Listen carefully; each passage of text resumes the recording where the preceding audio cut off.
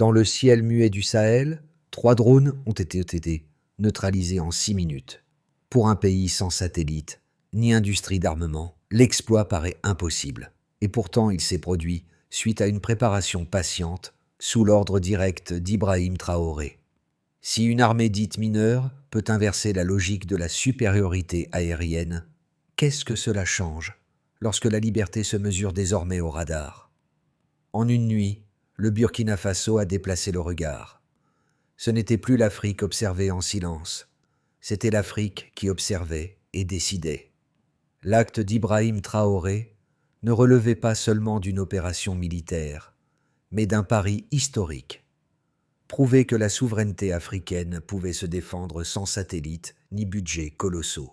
Dans un ciel où régnaient jadis les drones occidentaux, un pays marginalisé affirmait soudain son droit de voir et de décider. La promesse était claire. Maintenir l'autonomie stratégique du Burkina Faso, tout en redéfinissant la valeur de la dignité nationale. Chaque radar, chaque opérateur, chaque algorithme improvisé, devint une pierre de cette reconquête. Car derrière la prouesse technologique se cachait un enjeu moral qui contrôle le regard, contrôle la narration. Si l'Afrique pouvait observer le ciel par elle-même, elle pouvait aussi écrire son propre récit. Ce soir-là, la victoire ne se comptait pas. En débris tombés, mais en symbole, l'intelligence collective remplaçait la dépendance technique. Et pour la première fois depuis des décennies, l'équation du pouvoir se déplaçait vers le sud. Le message de Traoré, implicite mais ferme, résonnait. La souveraineté se prouve par les faits, non par les discours. La révélation fut d'abord un chiffre. 3 drones abattus en 6 minutes, sans soutien étranger, sans infrastructure satellitaire. Pour Ibrahim Traoré, cette donnée n'était pas un exploit isolé, mais la preuve d'une méthode. Depuis des semaines, il suivait la multiplication de signaux radars anormaux au-dessus du nord du Burkina Faso. Trajectoire impossible, fréquence cryptée, altitude précise. Ce qui semblait au départ un folklore nocturne devint une évidence stratégique. Le pays était observé. Le capitaine transforma alors la crainte en programme. Sous son ordre, des ingénieurs et techniciens locaux mirent au point un protocole inédit, l'œil du désert. Les antennes furent réajustées manuellement, les algorithmes réécrits ligne par ligne, les cartes aériennes dessinées à la main. Dans des salles de contrôle improvisées, on traça à la craie les couloirs du ciel. Ce bricolage méticuleux devint un réseau de détection d'une précision étonnante. À 23h47, le premier point lumineux apparut sur les écrans. La suite appartient à l'histoire. 3 échos formant un triangle parfait, 3 missiles lancés, 3 impacts. En 6 minutes, le rapport de force s'inversait. Les radars burkinabés, autrefois muets, parlaient enfin la langue de la souveraineté. Cette nuit-là, la technologie artisanale triompha d'une industrie mondiale.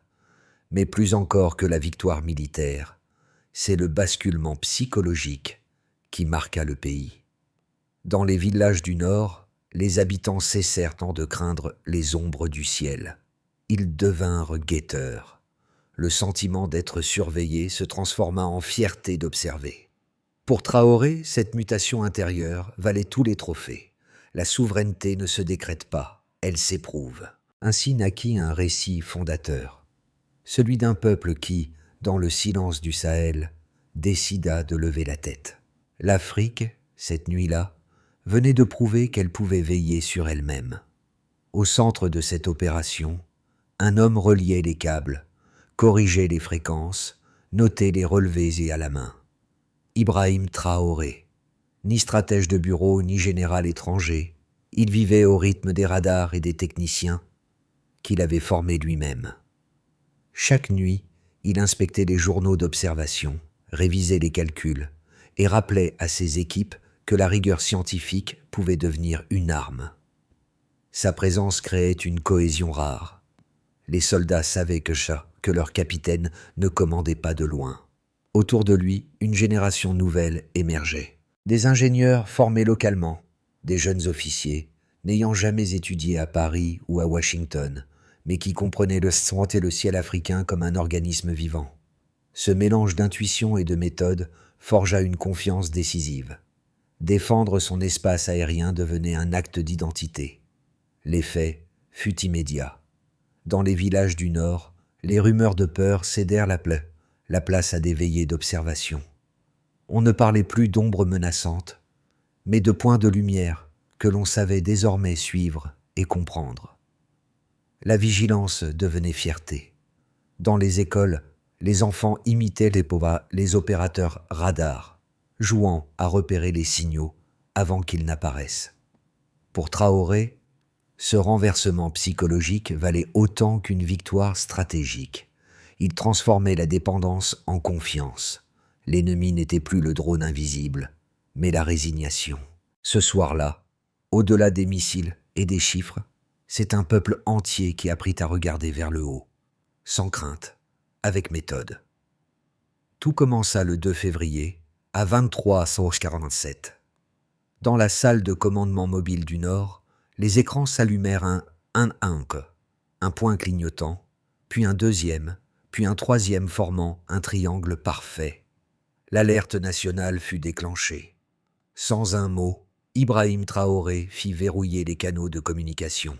Silence total, aucune lumière, aucune fuite. Le plan œil du désert était activé. Les antennes furent recalibrées à la main pour détecter les signatures thermiques à basse altitude. Les unités mobiles, dissimulées dans le sable, synchronisèrent leurs viseurs. Pendant quelques minutes, le ciel sembla figé, une attente électrique suspendue au-dessus du Sahel. Alors, 2 mots tombèrent du plus poste de commandement. Neutralisez-les. Un missile fendit la nuit. Le premier drone explosa, brisant l'illusion d'invisibilité. Le deuxième tenta une manœuvre d'évitement. Il fut intercepté 20 secondes plus tard. Le troisième monta plus haut pour brouiller le signal radar. Mais les fréquences avaient été redéfinies pour contrer cette tactique. Une dernière salve scella l'opération. 6 minutes, 3 cibles, 0 perte. La chronologie exacte devint le cœur du mythe. Dans la salle de contrôle, un silence lourd remplaça les détonations. Puis, un opérateur murmura « C'est fini ». À des milliers de kilomètres, les bureaux de Washington, Paris et Londres s'illuminaient d'alertes rouges. Comment un pays sans flotte aérienne avait-il pu renverser les lois de la supériorité technologique? Les rapports se succédèrent. Hypothèses de piratage, de soutien étranger, de hasard. Aucune ne tenait. Le système radar burkinabé n'avait reçu aucune aide extérieure. C'était une création endogène. Des composants civils réemployés, des algorithmes locaux, une rigueur scientifique née de la contrainte. Les missiles, eux aussi, provenaient de stocks réparés à Ouagadougou, des circuits obsolètes remplacés par des pièces de récupération. L'ingéniosité remplaçait la puissance. Lorsque les médias africains relayèrent la nouvelle, la fierté fut immédiate. Les affiches apparurent. 6 minutes, 3 drones, 0 mort. Derrière la formule, un message profond. La victoire ne se mesure pas à la taille du budget, mais à la clarté de la volonté. Pour Ibrahim Traoré, ce triomphe devait rester sans triomphe. Pas de célébration, pas de discours. Ce n'est pas une victoire contre quelqu'un, disait-il. C'est une victoire pour nous. Au matin, aucune déclaration officielle. Les journaux titraient sur le silence. Et dans ce silence, le monde commença à écouter. Les données collectées prouvèrent un taux de détection supérieur à 98%, dépassant de moitié la moyenne régionale. 0 blessé, 0 perte humaine, un exploit scientifique autant que moral. Ainsi, en 6 minutes, le Burkina Faso avait redéfini le ciel africain. D'espace surveillé, il devenait espace souverain. Les chiffres confirment cette prouesse. 3 drones neutralisés en 6 minutes, soit une moyenne de 20 secondes par cible. Ce ratio, validé par recalcul post-opération, plaça le Burkina Faso au niveau des puissances régionales les mieux équipées. Là où les systèmes voisins atteignent un taux d'efficacité de 54%, le dispositif IEI du désert dépassa les 90% de précision thermique. Cette différence n'était pas due à la chance. Elle résultait d'une ingénierie locale méticuleuse. Le protocole fonctionnait selon un principe simple: détecter, verrouiller, neutraliser, en 3 séquences manuelles. Les ingénieurs burkinabés avaient redéfini les fréquences radar pour contourner les brouillages à basse altitude. Les missiles, reconfigurés à partir de composants civils recyclés, répondaient à des codes d'activation nouveaux, réduisant le délai de tir à moins de 15 secondes. Pour Ibrahim Traoré, cette rapidité n'était pas un simple exploit technique. C'était la démonstration que l'intelligence collective pouvait rivaliser avec la technologie la plus coûteuse. Lors du débriefing confidentiel, il insista sur la dimension humaine. Chaque vie épargnée est une victoire plus grande que n'importe quel trophée militaire. Aucun blessé, aucune perte, une anomalie dans les statistiques de guerre moderne. Les unités opéraient depuis des postes mobiles blindés, autonomes, en énergie, et coordonnés sans réseau extérieur. Cette architecture légère, à coût réduit, prouvait qu'une armée dite mineure pouvait atteindre l'efficacité maximale. Les analystes militaires furent contraints de revoir leur modèle. Comment un système conçu sans budget étranger avait-il surpassé les normes établies? La réponse se trouvait dans la méthode Traoré. Observation empirique, apprentissage continu, adaptation locale. Le Burkina Faso transformait ses contraintes en paramètres de conception. Là où d'autres voyaient la pauvreté technologique, ils voyaient un terrain d'expérimentation. Les retombées furent multiples. D'abord, au niveau national, les académies militaires intégrèrent le cas dans leur programme de formation. Ensuite, sur le plan diplomatique, des officiers du Niger et du Mali demandèrent à étudier le protocole. Enfin, sur le plan symbolique, dans les rues d'Ouagadougou, la formule 6 minutes, 3 drones, 0 morts s'imposa comme slogan d'un renouveau. En chiffres bruts, l'opération coûta 45 fois moins qu'une mission comparable menée avec soutien occidental. L'efficacité énergétique fut multipliée par 2, la précision radar augmentée de 38%, et le taux d'erreur humaine réduit de moitié. Mais ces nombres froids ne disent pas tout. Derrière eux se cachait une révolution morale. Pour Ibrahim Traoré, ces résultats valideront une conviction. La souveraineté n'est pas une question de moyens, mais de méthode. Tant que l'Afrique pourra calculer, fabriquer et corriger par elle-même, elle restera libre, même sous le regard des satellites. À peine l'opération rendue publique, 2 récits contraires s'affrontèrent. Le premier, venu d'Occident, minimisait l'exploit. Il s'agissait, disaient certains experts, d'un accident atmosphérique, d'un alignement de probabilités. Selon eux, les drones auraient été victimes d'un brouillage naturel, non d'une stratégie burkinabé. Le second récit, relayé par certains médias alternatifs, affirmait au contraire qu'Ibrahim Traoré avait bénéficié d'une aide secrète, russe pour les uns, asiatique pour les autres, tout sauf africaine. Face à ces 2 extrêmes, les faits restaient têtus. Les composants utilisés provenaient de marchés locaux, parfois récupérés sur du matériel civil. Les journaux de vol montraient donc des signaux interceptés sur des bandes précises, corrigés en temps réel. Aucune anomalie météorologique, aucun transfert technologique extérieur ne pouvait expliquer une telle coordination. L'opération Œil du désert portait l'empreinte d'un savoir-faire endogène. Ibrahim Traoré, lui, demeura silencieux. Il savait que dans le débat mondial, la vérité technique compte moins que la perception. Tant que l'Afrique sera perçue comme incapable de créer, disait-il, on cherchera toujours une main étrangère derrière ses réussites.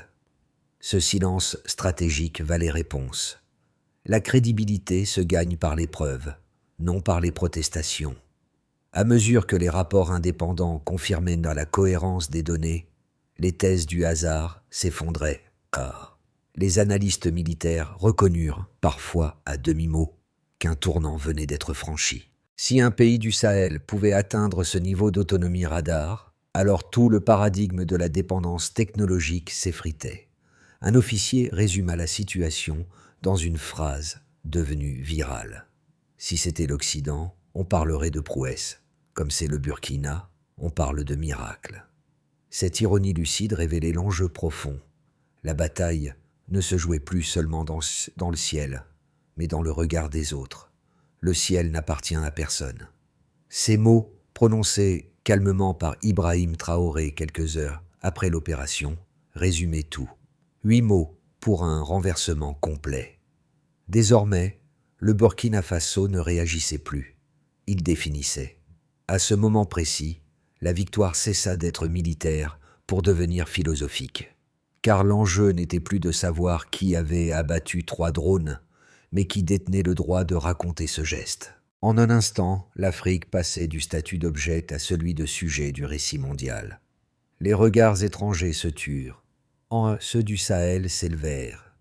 Le silence devint stratégie, et la retenue, puissance. Les premières conséquences apparurent rapidement. Au Mali et au Niger, des officiers demandèrent à partager le protocole EI du désert. Dans les chancelleries, on parlait d'un précédent, d'un effet Traoré. Un État du Sud venait de prouver qu'il pouvait protéger son ciel sans permission. Ce moment marquait plus qu'un tournant. Il traçait une ligne nouvelle entre domination et dignité. La technologie avait changé de camp, mais surtout, la perception avait changé de sens. Dans les jours qui suivirent, une onde de choc dépassa largement le territoire du Burkina Faso. Dans les capitales voisines, militaires et civiles analysaient le cas Ibrahim Traoré comme un précédent stratégique. Cette onde toucha plusieurs sphères, redessinant les dynamiques nationales, régionales et internationales. Dans les rues d'Ouagadougou, la fierté remplaça la résignation. Les écoles et universités enregistrèrent une hausse spectaculaire des inscriptions en électronique et en défense aérienne. Plus de 200% en 3 mois, selon le ministère de l'Éducation. Des clubs techniques naquirent dans les lycées, portant le slogan « 6 minutes, 3 drones, 0 mort ». Les jeunes voyaient dans cette nuit du Sahel la preuve que la science pouvait devenir patriotisme.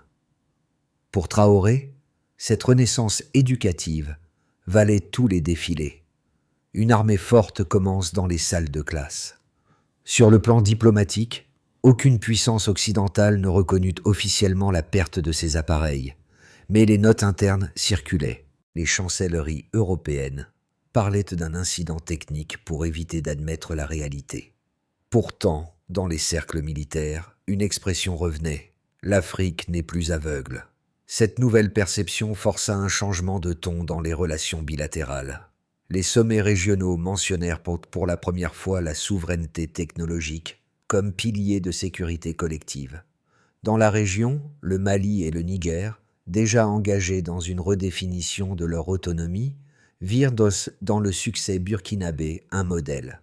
En quelques semaines, les ministères de la Défense lancèrent pour des projets conjoints de surveillance aérienne. Une alliance tacite du Sahel prit forme, fondée sur le partage des données radars et la formation d'ingénieurs locaux. On parlait désormais d'une école du ciel libre, un centre virtuel d'apprentissage et d'innovation sahélienne. Sur le plan symbolique, la mutation fut peut-être la plus profonde. Dans l'imaginaire collectif africain, la domination aérienne symbolisait depuis des décennies la dépendance et l'impuissance. Cette nuit de 6 minutes renversa le mythe. Le sentiment d'être observé devint une fierté d'observer. Dans les villages, les opérateurs radars furent salués comme des héros silencieux.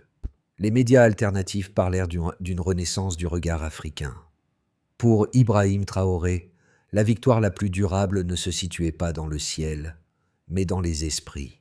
Nous avons abattu 3 drones, mais surtout, nous avons abattu un doute, déclara-t-il à huis clos. Le Burkina Faso avait transformé une opération défensive en message universel, celui d'une Afrique capable de se penser et de se défendre par elle-même. 6 mois après cette nuit, Ibrahim Traoré et son état-major esquissèrent 3 chemins possibles pour l'avenir du Burkina Faso. D'abord, un scénario de consolidation. Le pays maintiendrait son cap de souveraineté prudente. Les systèmes AI du désert seraient perfectionnés et déployés dans 3 zones stratégiques. L'économie resterait stable malgré une surveillance internationale accrue. Les tensions diplomatiques persisteraient, mais aucune sanction majeure ne tombait. Dans ce cadre, le Burkina Faso deviendrait un modèle discret, autonome, respecté sans être célébré. Pour Traoré, c'est la voie de la maturité, garder la liberté sans provoquer la tempête. Ensuite, un scénario d'intégration régionale.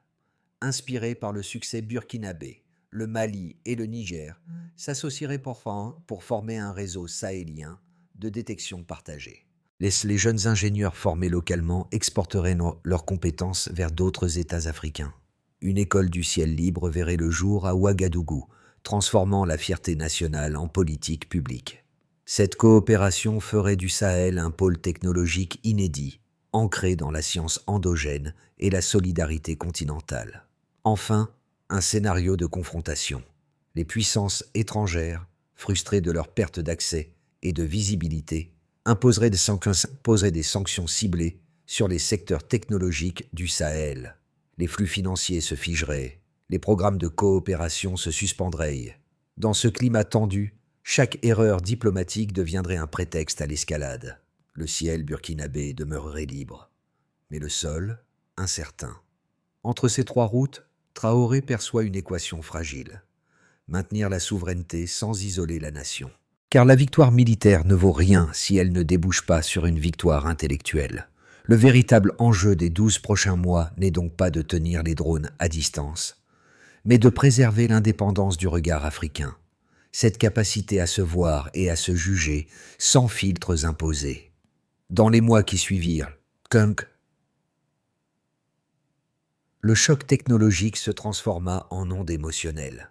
Au Burkina Faso, la victoire d'Ibrahim Traoré se répercuta jusque dans la vie quotidienne, dans les marchés, dans les écoles, dans les rues poussiéreuses d'Ouagadougou.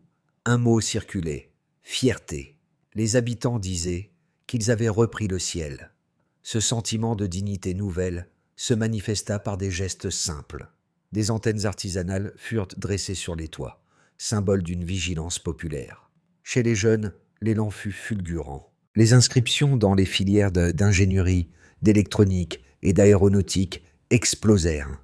Les étudiants voyaient dans Traoré un modèle de rigueur et d'audace, un homme capable de transformer la pénurie en méthode. Le patriotisme prenait la forme d'un apprentissage scientifique. Dans les lycées, les enseignants parlaient de la nuit des drones comme d'un chapitre d'histoire vivante.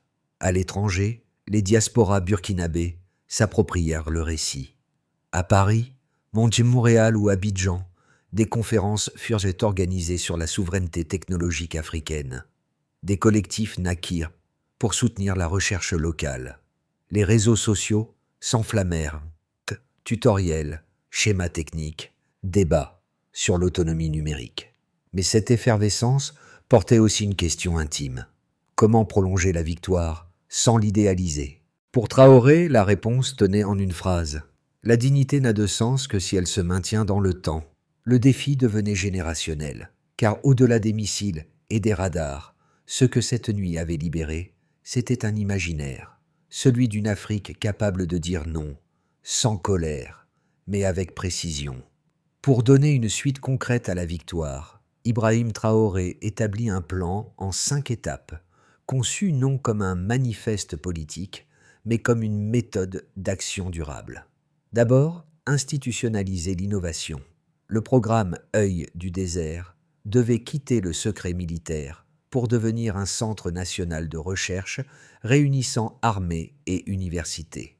L'objectif était de transformer une riposte ponctuelle en savoir transmissible. Ensuite, former les compétences. Un corps des ingénieurs du Sahel fut lancé, destiné à recruter et former 1000 techniciens en 3 ans. Ces jeunes seraient les gardiens du ciel, mais aussi les architectes d'une industrie nouvelle. Puis, coopérer sélectivement. Ouagadougou proposa un protocole de partage de données radar avec le Mali et le Niger, sans intermédiaires étrangers.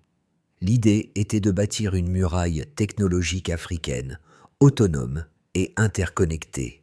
Aussi, financer la recherche. Un fonds souverain alimenté par les revenus miniers fut créé pour soutenir la cybersécurité et l'innovation scientifique. La richesse du sol doit protéger le ciel, répétait Traoré. Enfin, préserver le récit. Une cellule de communication stratégique fut chargée de documenter l'événement, d'archiver chaque donnée, chaque témoignage. L'objectif était de prouver au monde qu'il ne s'agissait pas d'un mythe, mais d'un modèle reproductible. À travers ce plan, Traoré affirmait une idée simple. La souveraineté n'est pas un État, mais un processus. Chaque innovation, chaque ingénieur, chaque ligne de code devient un acte patriotique. Et si le ciel burkinabé a retrouvé sa voix, c'est parce qu'un peuple a compris que la liberté se construit par la science autant que par le courage. Dans la salle de commandement presque vide, les écrans affichaient encore les trajectoires effacées des drones, comme des cicatrices lumineuses sur un ciel noir. Ibrahim Traoré resta immobile, observant la carte quelques secondes avant de murmurer « Ils nous ont regardés comme des proies. Ce soir, la proie a regardé en retour. » Ces mots, repris par les soldats, devinrent un refrain dans tout le pays. On les grava sur les murs d'Ouagadougou, on les chanta dans les stades, car derrière la formule, il y avait une révélation. La peur avait changé de camp. Cette nuit sans lune n'était pas une fin, mais une promesse, celle d'une Afrique qui se relève sans vengeance, mais avec lucidité. Le ciel, autrefois symbole d'asservissement, devenait miroir d'un renouveau intérieur. Pour Traoré, chaque bip radar n'était plus un signe d'alerte, mais un battement de confiance. Dans le silence retrouvé du Sahel, un peuple veillait enfin sur lui-même. Et, pour la première fois, le ciel africain parlait sa propre langue. L'histoire d'Ibrahim Traoré ne se résume pas à la chute de 3 drones. C'est celle d'un continent qui a décidé de reprendre le contrôle de son regard. Ce soir-là, au-dessus du Burkina Faso, l'Afrique n'a pas seulement défendu son ciel, elle a retrouvé sa voix. Demain, d'autres nations devront choisir, céder leur vision ou la défendre. La liberté moderne ne se perd plus sur le sol, elle s'éteint dans le silence du regard. Et si cette victoire du Sahel nous enseigne une chose, c'est que la souveraineté commence là où naît la lucidité. À vous maintenant de prolonger ce récit, en l'écoutant, en le transmettant, en le discutant, car chaque parole partagée agrandit le champ de la liberté. Le ciel n'appartient à personne, disait Ibrahim Traoré, mais le droit de le contempler sans crainte appartient à tous.